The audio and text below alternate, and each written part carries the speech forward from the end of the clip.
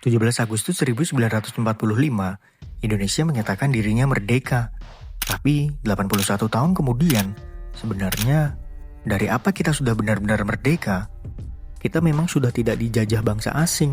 Kita punya negara sendiri, punya bendera sendiri, punya pemerintahan sendiri.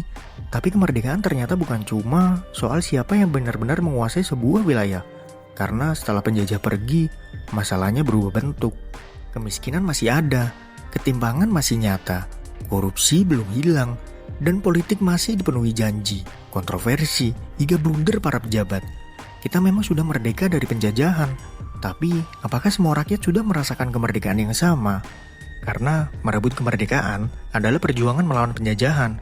Memastikan kemerdekaan itu benar-benar dirasakan oleh seluruh rakyat adalah perjuangan setelahnya.